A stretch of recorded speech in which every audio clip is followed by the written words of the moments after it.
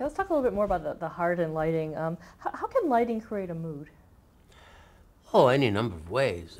You can create a mood with the absence of light or the abundance of light. For instance, if I'm going to do a comedy show, you don't want it to be dark. You want it to be bright. There's a mood. Immediately, it's comedy. It's light. It's there. But if I show the same person and light only one half of the face and only one piece of light back there, immediately it's moody, it's mysterious, it's dramatic, it's all of the above. And you can take it to any degree up and down from there.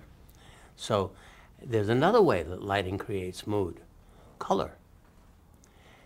Because color itself, color per se, helps create mood. This is a known fact, it's not an ME idea.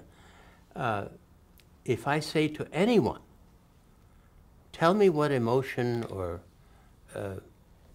what feeling does red give you? Give me a word or two that describe red, the color red. What is it? And if somebody will say hot, red is hot. Okay, we're staying on that vein. What if I say blue? What is blue? Cool. Blue is cool. Blue-green, water. Yellow, caution. The lights in the street, red, yellow, and green. Green is go. So light and color commands you, commands us all. And the color has an emotional factor. When we talk about lavenders and pastel colors, it's soothing. We talk about reds, blacks, and strong yellows. It's not so soothing. It's jarring. And all of these, without saying a word, if I showed these colors, people would respond to the colors. So to answer to your question, besides intensity and direction, angle of light, for instance, if I put the light down here and it shines this way, it's mysterious, it's Peter Lorre, it's scary, because it's unnatural. Lights come from here in life, generally. So, but then we add color to that, and we use color to enhance the mood, or we use all three things: direction, intensity, and color. Now, we have a hell of a palette with which to influence the viewer. And I'm giving you a simple version, but yes, light can change the mood without question. And talk a little bit about the palette, the concept of the palette, in terms of the continuity of a show. Oh, I'm a believer that, first of all, I'm a believer in doing homework. I'm not a believer, as many people are, especially younger people, just go in there and turn lights on and turn lights off and let them work, as evidenced by a lot of the rock and roll shows.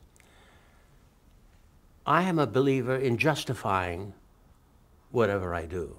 There's a reason for it. If I put a red in there, there's got to be a reason why the red is in there.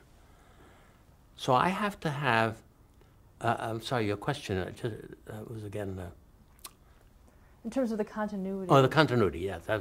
So if the program is of a particular style or emotional quality, I have to be consistent with light in that. If in the middle of the program I shift gears and I change colors and I jar the audience by so doing, I've just broken the continuity. Just as a writer starts here and ends here, he has a flow, he has a build upon build upon build upon build. He takes away a few pieces, adds a few pieces, but it's all in the same general direction, isn't it? It all fits the mold that he has decided to create, and everything works within it. He wouldn't put a character that has no bearing to this story in there. Why? People do. It's very disconcerting, especially in the movies. You see all of a sudden a storyline, where the hell did that come from? Well, lighting is pretty much the same way. I follow the dictates of the writer. I follow the dictates of the director. if the program is going from here to here, and it's this kind of a program, I try to keep my lighting in sync with it. Some programs doesn't matter. I mean, you talk, a quiz show, I'm not talking about that. I'm talking about a dramatic show, a musical show. They all have a beginning, middle, and end, or they should. And they all have a concept. I want it to be bright and funny and this and that. Okay. I got my marching orders. I know what to do. I'm not going to do mood lighting on a Carol Burnett show. It doesn't work unless it's a mood scene that's funny. So the lighting has to follow whatever's given and required at the other end. Given to here, and it ends here. And the lighting follows suit. So it does carry the mood. It should. And how would you work with a director to get that? Oh, one of the most important things that any lighting director can do is to sit with the director and analyze what they're going to do. I would have to learn what he wants me to do. Here's where the rub comes, and that's a very good question, by the way, because there is a big rub. What if the director hasn't got a clue? And you're saying, how can that be? Let me tell you, it'd be a lot. Many directors don't have a clue of what they're doing. And many do. Sometimes they're thrown into the fray and they haven't had time. Oh, that's understandable. Then we do the best we can. But I look to the director to tell me not only where are the people going to be and how's he going to shoot them, but what are we trying to achieve in the end result? What is the feeling that the audience has to go away with? Is this an emotional drama? Is this a drama that turns into a comedy? I mean, there's all a million combinations. But I have to know that, don't I? In order for me to do my job, I have to know what is it you want. And you, director, are driven by the script, which if I had fortunate enough to read, I would have also. So I could have my ideas. I might even suggest something. But I have to look to the director, and therefore the cooperation between those two disciplines, lighting and direction, is crucial, both in the theater and in television. And again, it isn't so crucial when you're doing, a guy behind a desk reading the news. There's no storyline there. There's no big emotional thing. You got to make them look good and but that's a simplified version. I'm talking about a story, a play, a drama, a musical, any of those that I have to work with the director. And what techniques, for instance, would you use to resolve those differences that you might have with a director, to sort of get them to see it your way? To see it my way? Well, I have to tread lightly here because, we all have egos. And some directors more than others, some lighting directors more than others.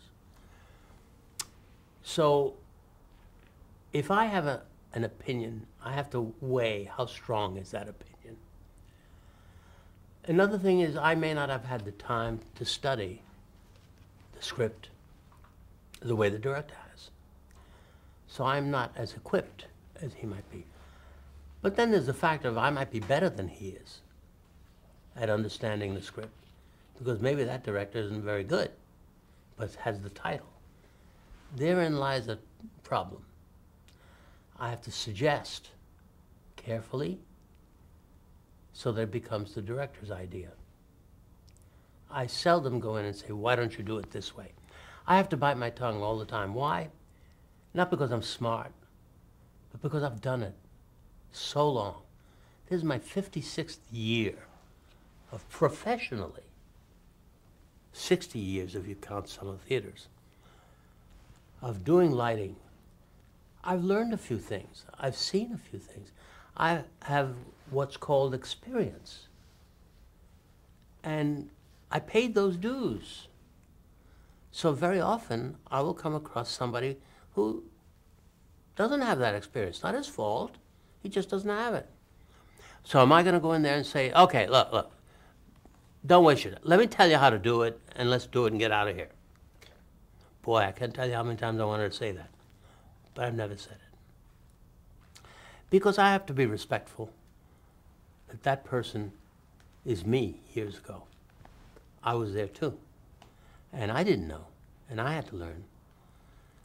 So he has to learn. Now I'm going to help him learn by suggesting, not publicly, maybe take him maybe over a drink. Hey, Sam, would you consider this? Why? Because I've done it before, and it didn't work then, and it won't work now.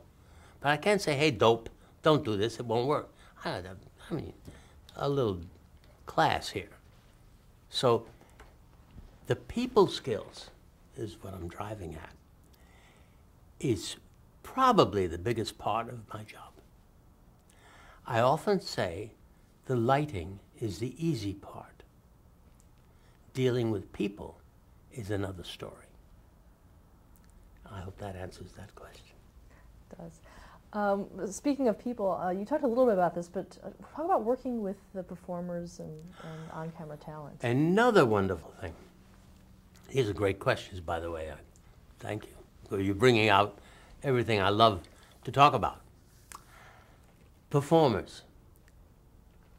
Well, egos are the middle name, and that should be, or they wouldn't be performers. They have to have that fear and that need to feed the ego, and the fear of failure. They're in front of the people, not me. I'm back there. The director's in there. They are on camera. And the audience will judge them. So they are very concerned about how they look, how they feel. How they look is one of them. And that's where I come in. Part of my job is not only to know how to help them look good, where to put the light on this one, where to put the light on that, how much backlight to use on that one, how much, all those techniques that I've learned all my life. But it's to get across the point to the talent that I'm here for you.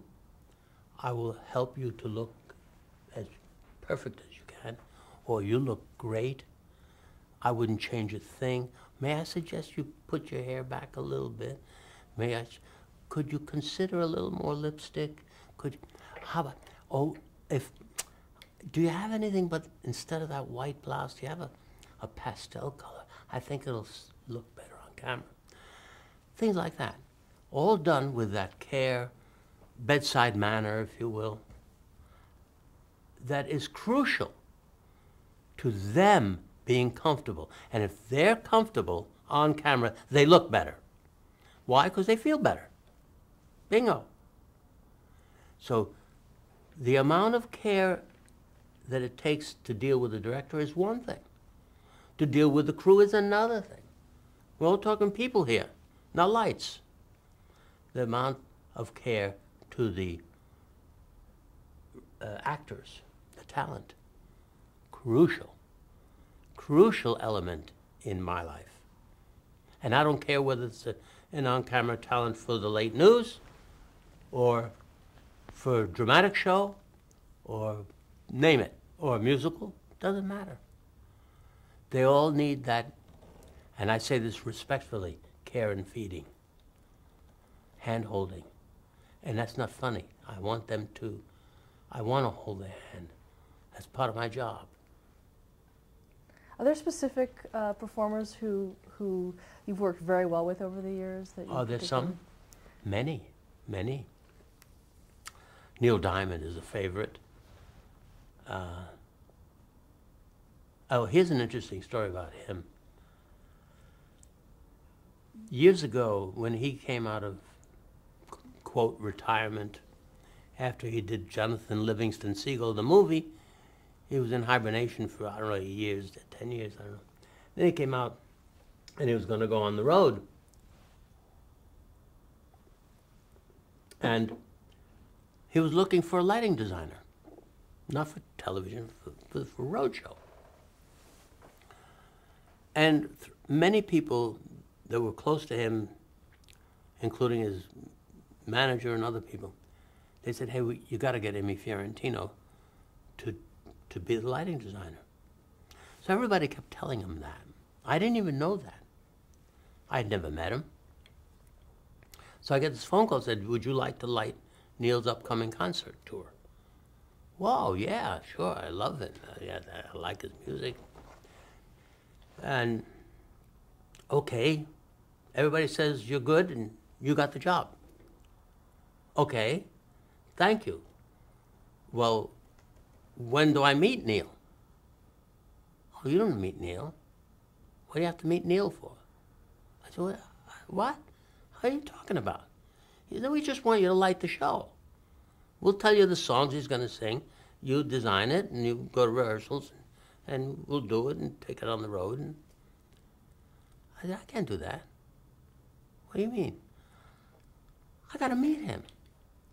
Why? Because I'm going to portray him. I'm going to help him look like something in front of the audience. I don't know what he is. Or, better still, I don't know what he wants to be. Or what he wants them to think he is. In order to do that, I have to get into his head. That's part of my job. I can't just light. You want to light? I can phone it. I can light anything. But it won't be good. I want to know what he wants. He said, oh, okay, well, look, he'll be in New York 3 weeks from now. He'll give you a half an hour. I said, fine. Let him come to my office. I need him where he doesn't get called. Give me a half an hour. We'll see. He stayed all day. We hit it off. We got into everything. Became my friend. Wonderful. Wonderful. The shows looked great. He was happy. We massaged them and we worked on them and we changed things. We did everything. It's an evolution.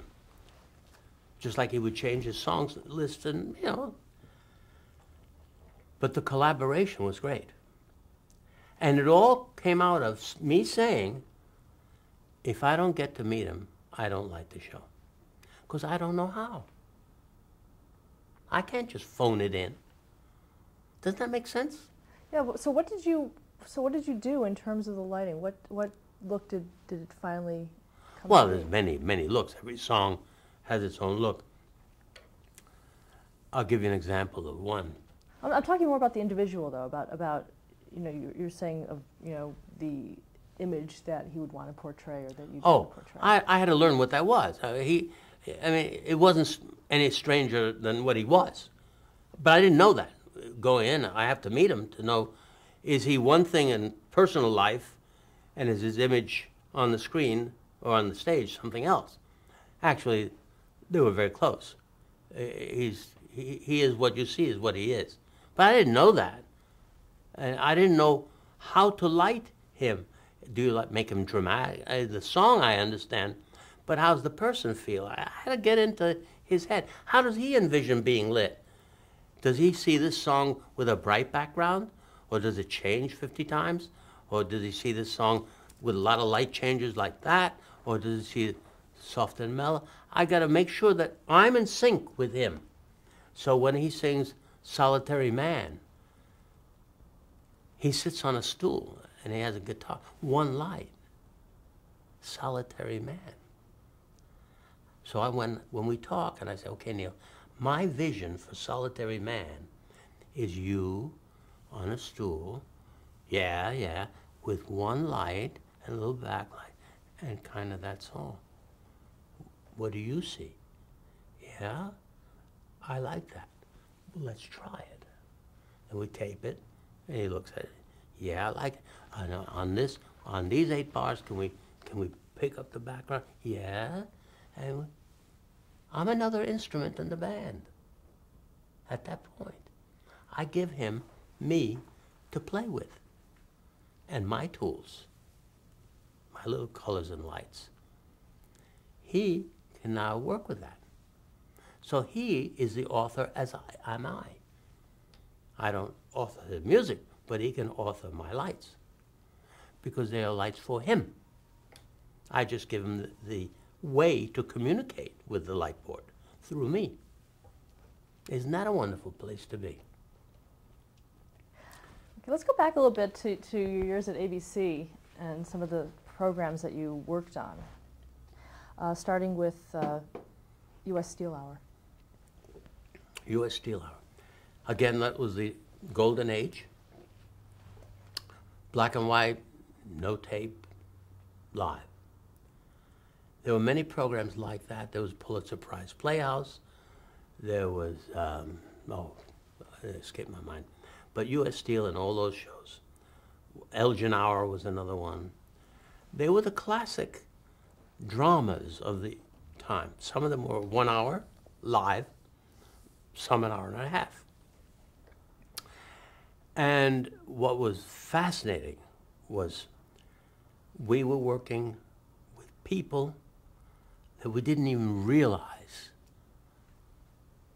the importance of who they were, because they were learning also. I was certainly learning. I was at the low end of the pole. But who was sitting next to me? Rod Serling. Who was on camera? Tallulah Bankhead. Richard Kiley. Charlie Dubin, great director. One of my favorites.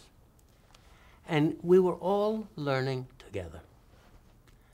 That was fascinating. And I was doing my lighting thing, being as dramatic as I could, because most of these were dramas.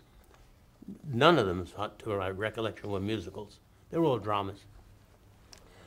So we were, who were the other people? Tad Moselle, Reginald Rose, writer, John Frankenheimer, George Schaefer, Marty Ritt.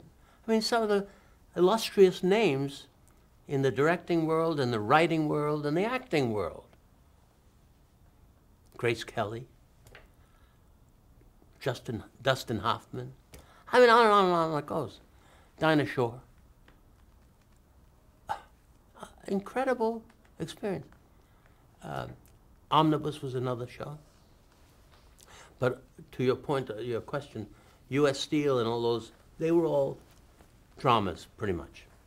Then came the documentaries like, quote documentary, like Omnibus.